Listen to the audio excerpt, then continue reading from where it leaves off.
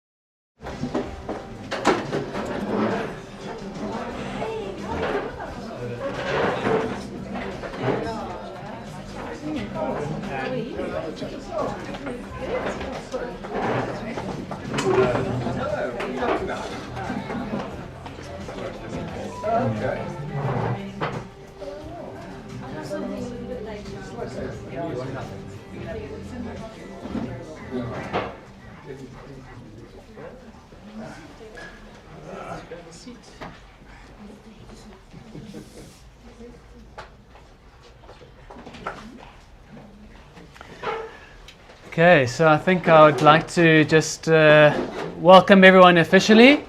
My name is Ian Kemp. I'm a minister from Edenvale, and I'm here. Teresa and Hayden have invited me to just lead us in a time together in remembrance and in celebration. And so this is a time that we come to remember and to celebrate Morgan, and a person who you loved, a person who likely loved you, a person who you shared many memories with. And so, I mean, this is quite representative of those who are here locally, but there are also some who are online. And so as we do so, may it be an opportunity to celebrate, but also to say goodbye. It's part of the process of being able to celebrate and honor someone's memory. I have been told that some of the memories may be more mischievous than others. Some of them may be quite adventurous and some extreme. But others may well have been intimate, sharing intimate moments, friendship, conversations.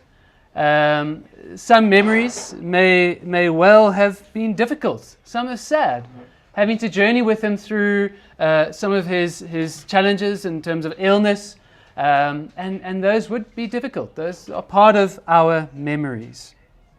Now, Morgan as well, what I've been told, probably wouldn't have liked someone as formal as myself to lead something like this, but we are here. And I want to suggest to you that as Morgan wanted to just get on with life, carry on.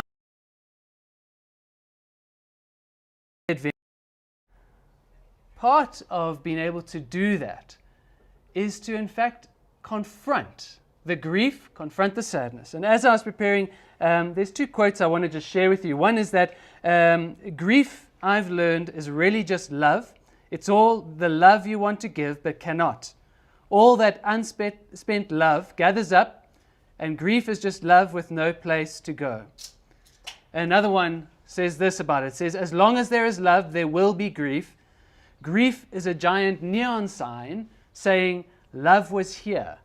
And in finer print, quietly still, saying, love is still. And so I think that we will be honoring Morgan, because in order to move on with life, in order to live well, we need to actually grieve. Grieving is part of the process of healing, part of the process of moving forward. And so our sadness is part of the celebration because it speaks of love shared and love that still lingers. And so I want to offer, on behalf of those who are here, condolences, particularly to Hayden and to Joe. As Hayden shared, there were things to look forward to. That there was expectations about what he may be able to do with his brother, and those may not be lived out going forward. And so, in your grief, may you find comfort with others around you, and Teresa, and with you as well. And so, I'd like to just begin with a prayer, and then I'm going to invite David up to share a little bit about Morgan and just to do a bit of a tribute. Okay. And so, would you pray with me? Father in heaven, hallowed be your name. Your kingdom come amongst us today as we celebrate and mourn the death of someone well loved. Your will be done so that we may know a future full of hope here on earth as it is in heaven. Give us today the sustenance we need for living well. Forgive us for missing the mark, and as we forgive those who have failed or hurt us. Keep us from falling into temptation which leads us away from life-giving paths. Free us from the trap of evil, and lead us into places that bring life. For yours is the kingdom, the power, and the glory, forever and ever. Amen. And so David Newton, a close friend, is going to share a few words, and thereafter we're going to open it up, and if there's anyone else that would like to say a few things, they'll be welcome to do that. Thank you. I think if you will. Do I call you Rev? You can call me Ian. Ian is perfect. It's a bit of an odd one. I'm not really a narrator, so thank you for the opportunity, Hayden, Joe and Teresa. There's so many stories around here that I'm not even going to try and touch on them. All I can do is speak of my own experience with Morgan, which is very much in the latter couple of years. But I'd encourage you all to share, to use this space and time to share your stories with him afterwards. I'd like to thank obviously Hayden and Joe and Teresa for making this happen. I know Morgan would have his hand in his face right now doing this and saying this is cuck. This is not what he would like in terms of anything formal, but he also loved a big hooly balooly, he loved a fire, he loved good friends, he loved good scoff in his words. So I have written a couple of notes, and again, this is my personal notes, really of my encounters with Morgs over the last couple of years. I know that there's a soundtrack that we've been creating for many, many years called Morganite, which we've shared with you, and you'll hear it play for the rest of the day. But it's literally night after night after night of arguments about the best music and the best tracks put together. And it kept on growing and has actually grown slightly since his passing, because he also left a notebook with additional songs that he wanted to send to everyone over the next couple of weeks, which he just didn't get to because he was doing a scoring. So if you were a recipient or on the group, those songs are also included in Morganite. Please share. I mentioned a little earlier that he would have not really enjoyed a big fuss about him. He was a very he liked simple things, but at the same time, he was also very, very fastidious. So in terms of an event, if we're going to do one, you better do it properly. So Teresa, thank you very much for going the extra mile and sorting this out. In terms of Morgan and not making a fuss, I couldn't do that. I mean, he was a larger-than-life character. He was a tiger of a man. I'm going to now, just to kind of make sure I get through this, is read, because it is quite, we were quite close, and he was a very special man. There is also lots of magic in his story. He would tell the same story quite often over and over and over, and that's how I know, for example, you guys, Mashi and Hamas, from a distance. I've known you so well. I feel like we're kindred spirits, but I've never actually met you apart from through Morgan's stories. Quite often when we did go out, a lot of people would think that he's my dad. There was like a 15 years on me. But he still had the heart of a 25-year-old. He acted like a 25-year-old. He drank like a varsity student. And he partied like a 25-year-old. Age had absolutely no bearing on him whatsoever. And his mind was also sharp as a tack. It was a steel trap. He would remember details and names and dates. And I think he did that all the way to the end to kind of keep himself sharp. And it was wonderful having deep conversations with him, because he knew what he was speaking about. He knew lots about lots as opposed to little about lots.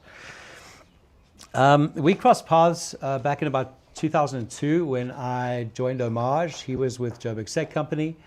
And I think in the beginning, I was more of an irritation to him. He still thinks that I was the one who asked him to get a surfboard at 4 o'clock in the morning for a shoot. And we argued with that until the last day. Of course, I won because I'm still here, so it wasn't me. I know who it wasn't me. I never asked for that. And I was pretty much an irritation until we left Homage, and he moved onto his journey at Full Dimension Projects. I'd moved on to my journey as well, and then somehow we just clicked, and we synced in terms of our passion for music, and that really was the foundation of our relationship. In my life, I then had my wife, now wife, Jessica, move in, and I think the biggest champion for our relationship was Morgan. You know, quite often he would just say, I think I even wrote it down. He just said, just go for it. He knew that I was punching above my weight. But I'm eternally grateful because he really did have my back. And eventually he was one of our best men at our wedding. And in fact, when we tied the knot, that kind of, Morgan again showed his true colors and true Morgan style. We'd gone to a lot of effort. We had sorted out this 5-star dining menu with tasting, and it is, 7 courses or something, and we only had 25 people at our wedding, literally I excluded most of my family. It was very, very select few. And Morgan, of course, when the food arrived, he said, no, this is cuck, I don't want that, I want steak, egg and chips. And he heard that from the waiters. They were horrified. The chef was in tears, but it was true Morgan, and he was authentic in everything that he did, and that's what I appreciated, and it was a giggle. Then came COVID. We welcomed our little one, Michaela. This is her. And something really special happened. We couldn't, obviously meet our friends for many, many months, and she was a NICU. But finally she did meet Morgan, and it was just magical to see this tall kind of tiger of a man just completely melt and become her biggest fan. And I'll show you a little video just now. He was dancing with her and reading to her. And every time that she came along, I brought her here 2 weeks before he passed to visit, and his face just shone. She kindled the light and the youth in him that was just so incredibly special. I think just touching on Morgan now, he... there's lots to talk about, and there's so little time. I found Morgan, and you would have found this too, a very, very generous man, and generous to a fault. He would literally give you the shirt off his back. He would also give you my shirt as well, and anyone else that he felt he could. He also was taken advantage of a lot, and he knew it. He was very, very smart, but he did it anyway. I think if I've learned anything from Morgan, it would be just the sense that generosity is innate, and there's no reason not to express generosity in absolutely everything you do at every moment of every day. On the day he left us, that book that I don't know if I've mentioned the book, but it was a big black book. Who was on the list of getting music? You got the music list, okay?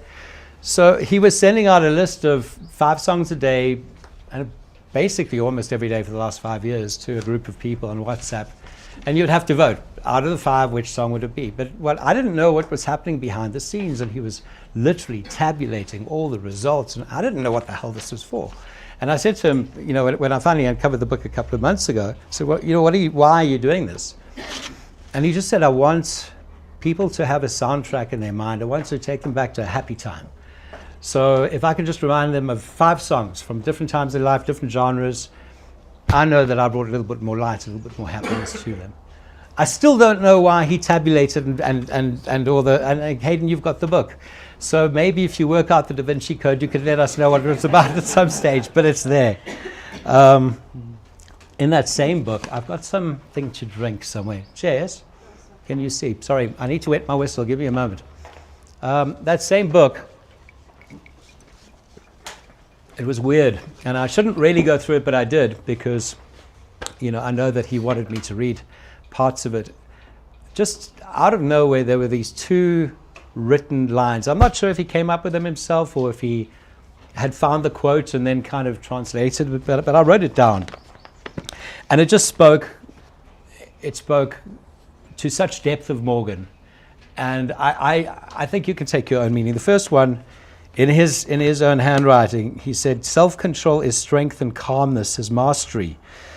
Your mood shouldn't shift based on the actions of others. Please don't allow others to control the direction of your life, and don't allow emotions to overpower your intelligence. The second thing that he wrote straight underneath that, which was very telling, and it was a bit of a sucker punch, it says, stop being afraid to spend money with good friends. If you spend $1,000 or $2,000 on food or drinks with friends, so what? You cannot get back time. People forget how fragile life can be and how determined one needs to be.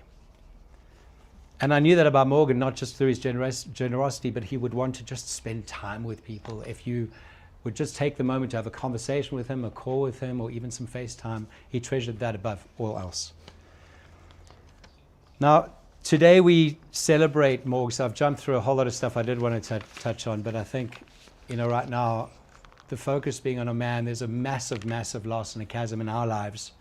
He was a huge part of my wife's life, my life, and our daughter's life, and we're going to really battle to fill that gap. I'm deeply saddened by, and I'm kind of angry that he left so early, because we still had music to listen to and things to argue about. But I think if I can take anything from my relationship with him, is I met a good man. He was flawed. He was grumpy at times. We would go to so much effort making amazing meals, and he'd go, thanks, but I'm not hungry. So, he was a quirky individual. But he was a tiger, and I think that there was a lot of frustration in the latter years with his friends saying, Morgs, you should do this, and you should, in terms of his health and his lifestyle, and make changes and all those kinds of things. And he said to me once, you can tell the tiger that it has to not roar, and it's got to be a kitten, and it's got to change its ways, but the bottom line is it's still a tiger. And I think Morgan lived his life on his terms, unapologetically. And it was frustrating, and it was concerning, and he wasn't concerned.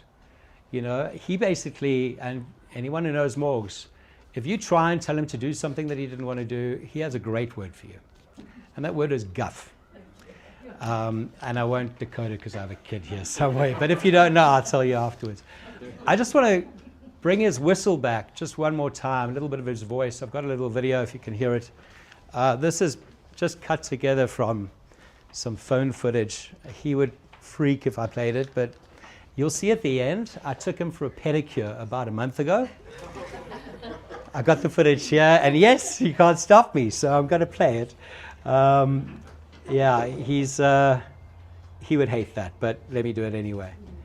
The song that you're going to hear, Morgan discovered it, and it was one of his favorite songs. It's from a band called Christine and the Queens. It's a song called Tilted. I have no idea what it means, but he loved to dance to it and whistle. So let's see if you can hear it. Can you hear anything? No? Sorry, let's try again technically, of course. Do you remember how you made it work earlier? Can you try again? All right, let's close it and open it up again.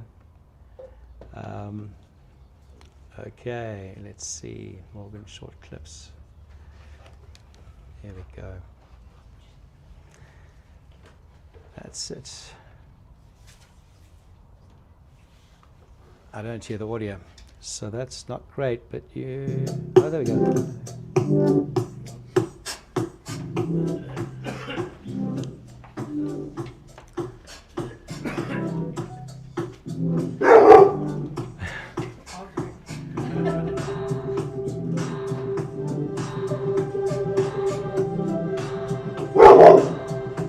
Come on, boy.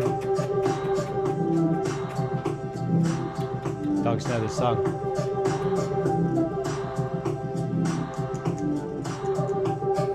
Where's my mama? The painted squeal.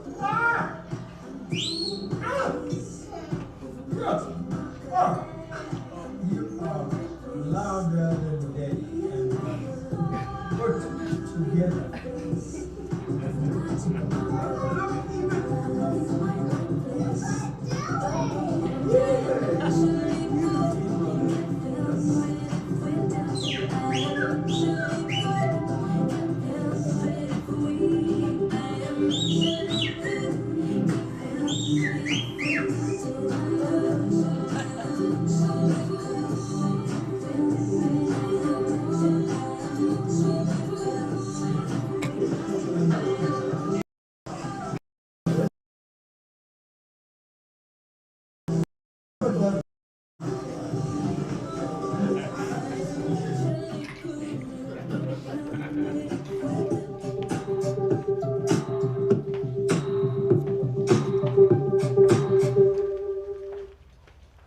Needless to say, I think that was his first and obviously last pedicure, but he loved it.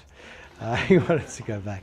I'd encourage and invite anyone who wants to share something now. I hand it over to Rev for a second. Yeah. Yeah. So I think if anyone wants to share, and I think that if you'd like to come up here, you're welcome to, but otherwise you can just share from where you are if you feel comfortable. Thank you.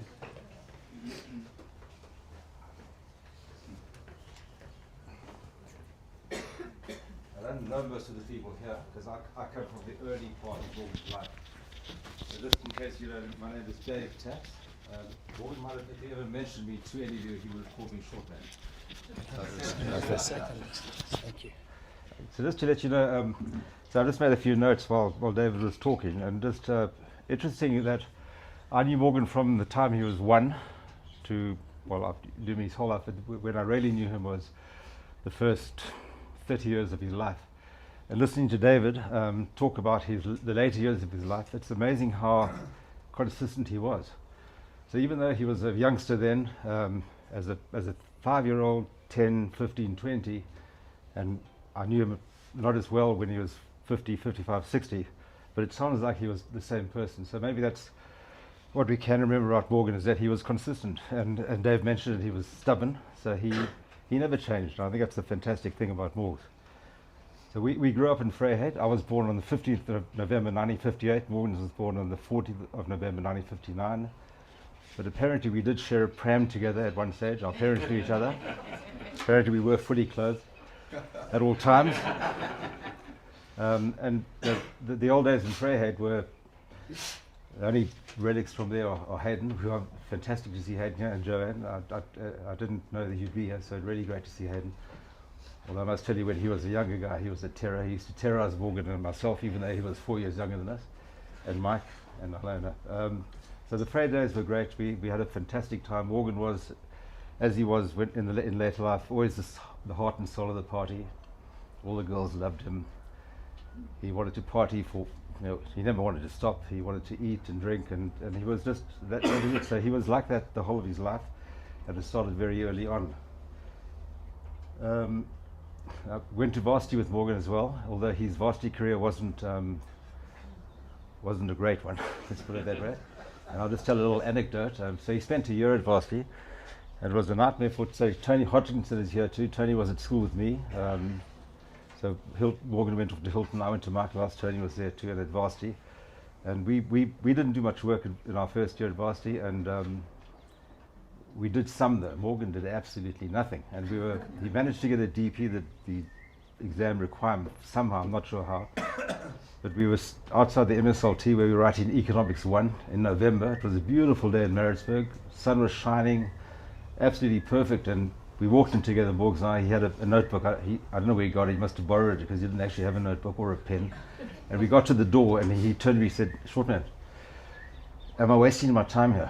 And I turned to him. I said, "Morgan, you're my friend, and I think you should go to the pool now because it's going to be the worst 3 hours of your life." So he went to the pool, and I saw him there afterwards. So he never wrote the exam. We all knew he wasn't coming back for the next year, so he went off to the pool. And that's the true story. He didn't write the exam because it would have been a complete waste of time. The other thing David mentioned was the interaction with your daughter, and John T, my son, is here today. When we were after varsity, I got married quite early, and I had 2 kids, John T, and Teresa knows John T. Last time she saw John T, I think he was about 3 or 2, and John T's here because Morgan was very special in his life too, and he was like a father to my 2 kids.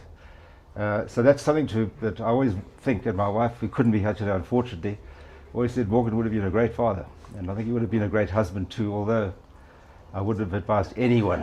I see Teresa shaking her head, and Morgan was engaged to my wife's best friend Shirley for a long time, and if Shirley had asked me whether she should marry Morgan, I would have said in all honesty, no, definitely not. So he never did, but he would have been a great father and a great husband too, I think. Well, maybe not a great husband, a great father, because he just got on well with the kids. But just as you know, a lot of the things I'm going to say are similar to what David said. He was totally generous.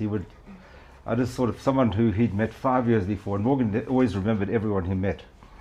Somebody met 5 years ago for an hour, phoned him 5 years later at 2 o'clock in the morning, he said, I'm stuck at the airport, can you pick me up?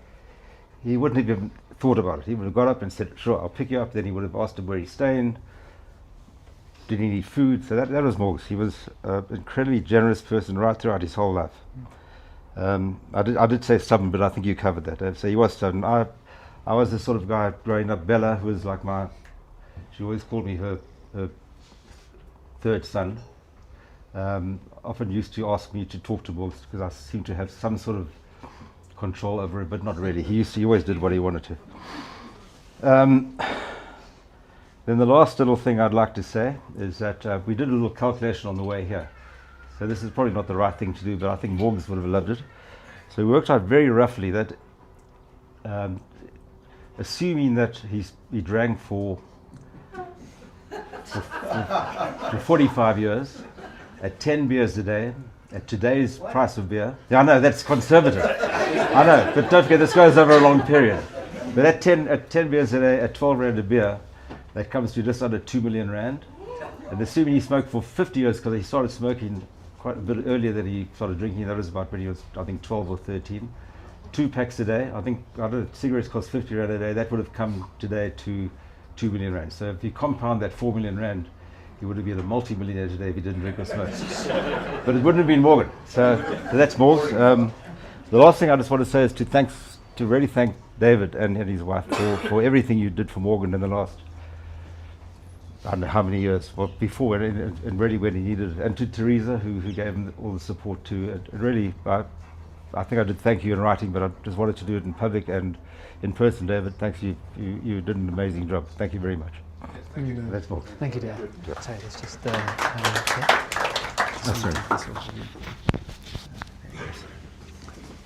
Thanks, Dave. Is there anyone else? You can just hold it if you want to. Good afternoon. My name is Andre Hoffman, and I had the privilege of sharing time and space with Morgan Bevan more than 50 years ago now. We attended that little school in the Green Hills of KwaZulu-Natal, just above Pietermaritzburg, the proper school, not that one at Belgaum. And although spending time with Morgan at that school, and in a way I represent the class of 77 and 78 here, we all have a little WhatsApp group, and when we heard that another one of our fellows had left the party early, and that's not like Morgan, he didn't used to leave early, there must be a reason for it. I'm just here to extend our condolences to the family, Teresa, the brothers, the friends. Morgan was truly a larger-than-life person. And although I didn't perhaps know him as well at school because we didn't share the same hostel, the same class, or the same rugby team, I got to know Morgan a lot better, more or less 30 years later, when I met Janine, my wife, who is in the events industry. And as soon as we realized that Morgan and I were at the same school, we were on a different level. We were instantly connected, reconnected, and I can testify with everything that's been said, Morgan was really a good man. And he's well respected by those that knew him. And what I've come to learn over the last, let's say, year and a half is that even myself, all of us as spirit beings in a human body on the Earth ship going through space, we will meet again. So Morgs, get that stage ready. We're coming for the party. Our respect is with you. Thank you. Thank you.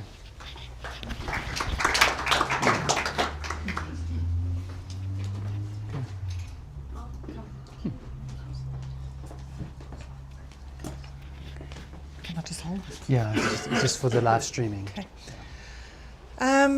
Firstly, I would like to just say thank you to everybody for being here. and for all the beautiful flowers and everybody that's put effort into making this day a celebration of Morgan's life. But I'm Susan, Teresa's friend. We've known each other since grade 1. And I would like to say thank you to her for everything that she did for Morgan. She was here for him. This was his home. She made it comfortable for him. She loved him. She cared for him. Thank you, my friend. You're an incredible human being. And you're extremely loved. And I want to say thank you for what you did, because you really, really, really took care of him. And I'm sure he's watching down on you and saying thank you. Love you, my friend. Thank you, Susan.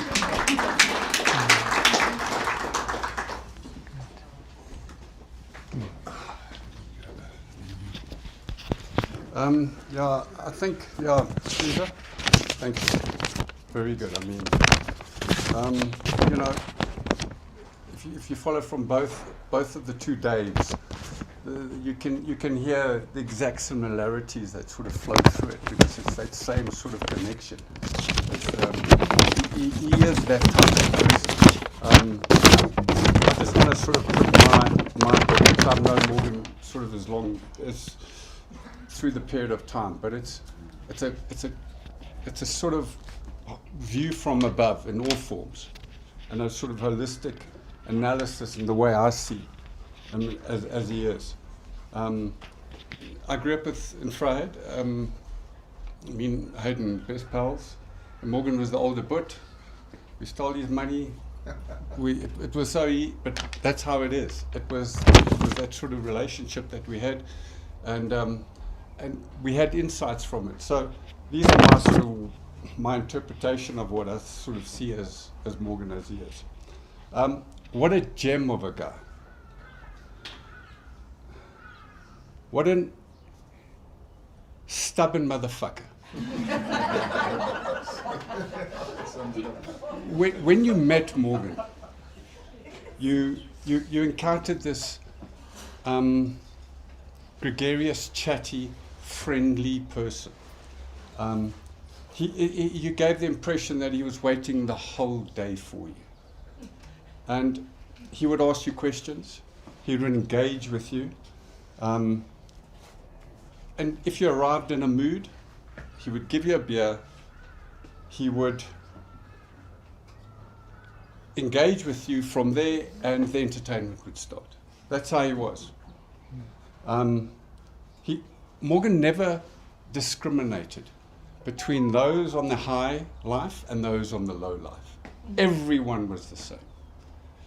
He never looked at a person in the industry, which he was, and he was well connected. He took everyone on face value. He loved his friends. Yeah. He loved his friends.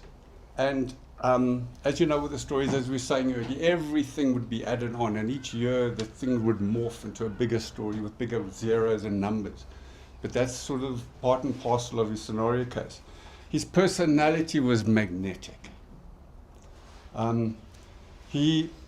The friend group we started in the late 90s, we had formed a group of many people. We were diving in, the whole thing set the tone. But he was, and if you look at the whole process of putting all these people together was testing to how Morgan was as a person. We formed relationships at that period of time which still today remain exactly where we are. And if it was not based on this kind of person, and the phrase goes, as they call it, the sine qua non. If without it, it would not happen. And he was that. But in the end, he had his demons, okay? And each individual person who crossed his line played it according to how they saw it, and they adapted to exactly the way that was. If you heard the sort of saying, eat for fuck's sakes, Morgan. And if you'd never heard that at a bra, then I don't know.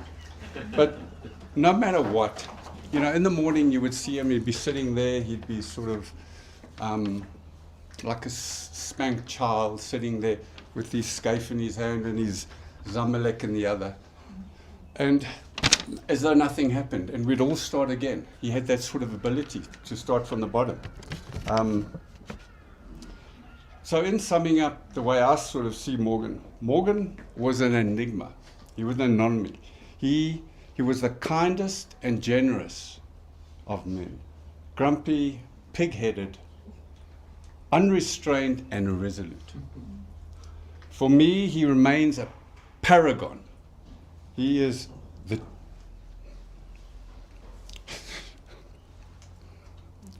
gentleman should be like him, and his inherent kindness to match. Thank you.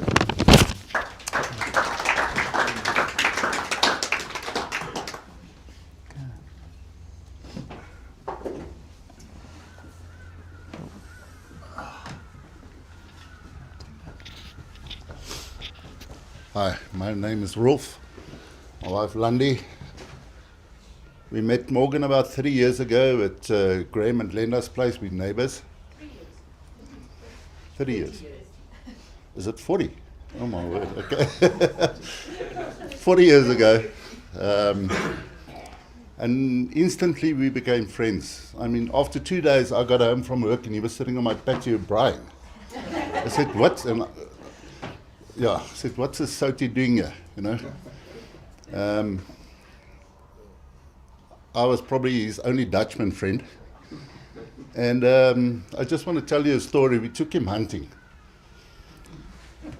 Yeah, he didn't shoot, but he said to me after the first buck fell, he says, okay, he wants to become a Dutchman.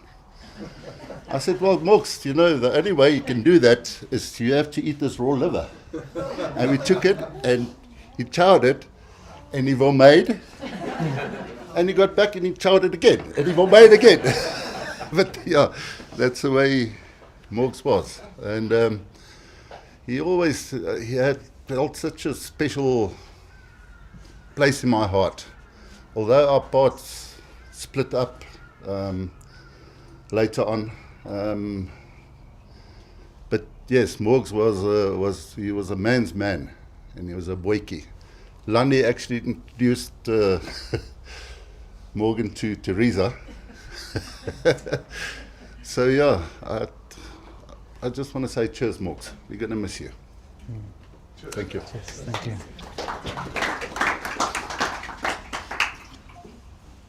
Right.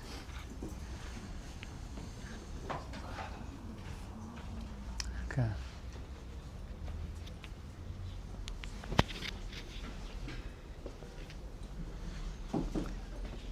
I think this is just one little message from Graham.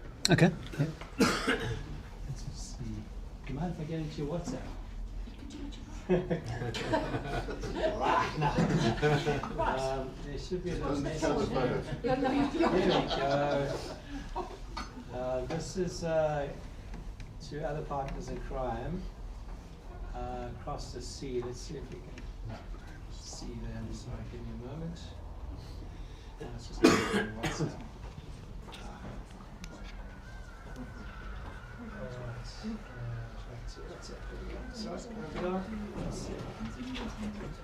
Nothing with the audio at the moment. This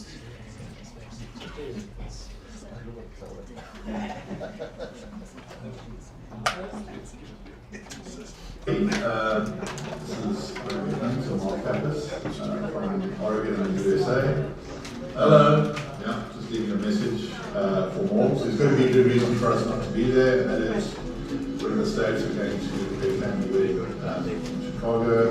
But ironically, on the day that this event is happening, here we are together, brought together for other reasons, but here we are actually together. And I always felt that Morgan, this man, and myself were like a triumvirate when we grew up. We were three brothers, and now we've lost one of the brothers.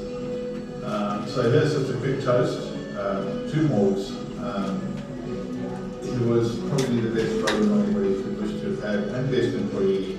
He was an honest man, he was forthright. He never had a bad bone in his body. And came to, I think, very unfortunate. So it reminds me that we're having lived in a tall, great man and a great loss to all of us. Miss you, Morgs.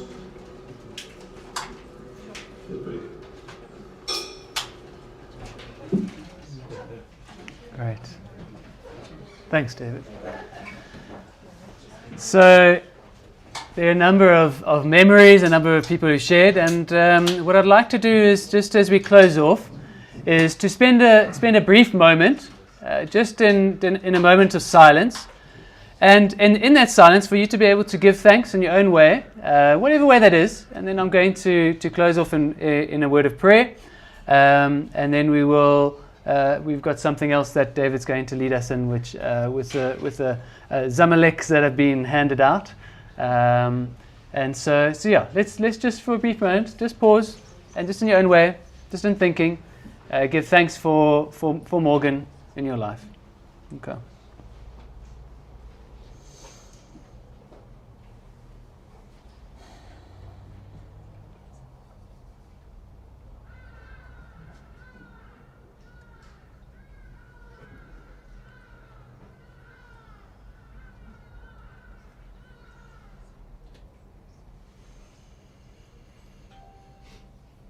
And so, God, as we hear just the sounds of life with the bird life, we give you thanks for this life that we are able to enjoy and share together. And thank you for Morgan, for the gift of his life, for the grace shown to him, for all that was good, all that was kind, all that was generous, all that he gave to offer friendship, to offer companionship, and to be with others. Thank you for his adventures with his work, with his fishing, his diving, his traveling. Thank you for his family and his friends who enjoyed sharing some of those activities with him.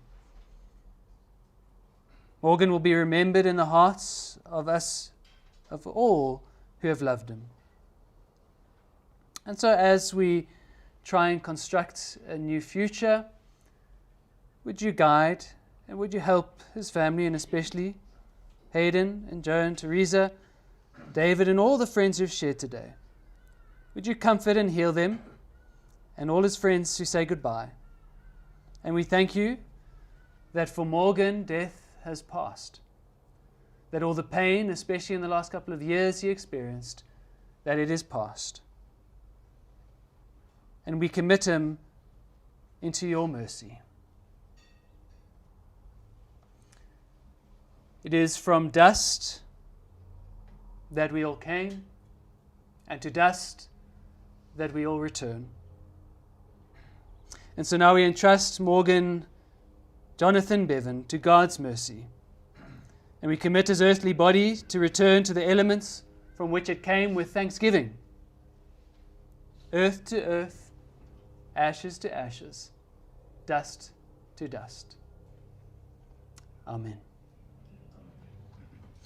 And so David is going to just share something as we give a toast in his way. Thanks. Thank you. I think, Kate, I don't do Zamalek. Could I ask you to propose a toast, please? I don't know what to raise there, Zamalek. Toast to my brother. Cheers. Morgan. Thank you.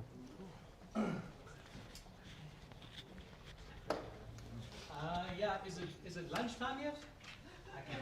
Okay. Thanks, Steve. Great. Thank you, everyone. Yeah? I'll say something. Sorry, I'm a bit late. I wasn't quite sure if it's appropriate to bring up the stories, but I think now it's quite easy. So, first thing I remember, Morgan.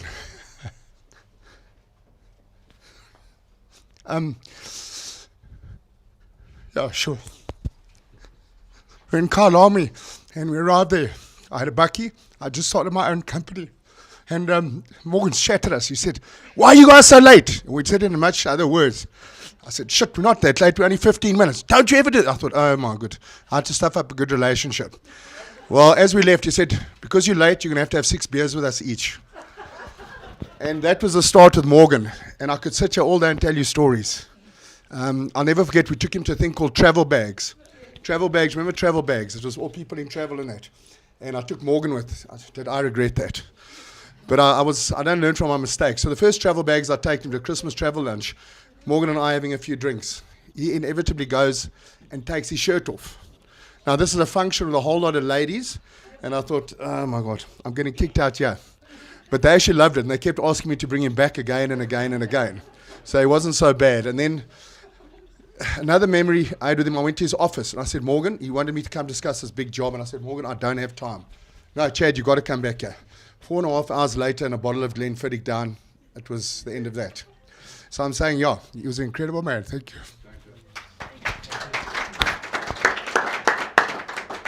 So friends, go in peace and enjoy the afternoon. Thank you.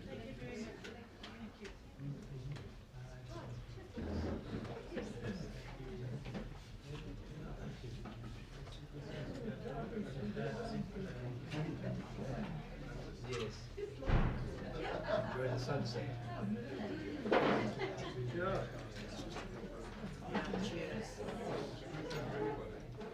We used to go down there in the car. Mum used to go down. Enjoy the sunset and watch the birds.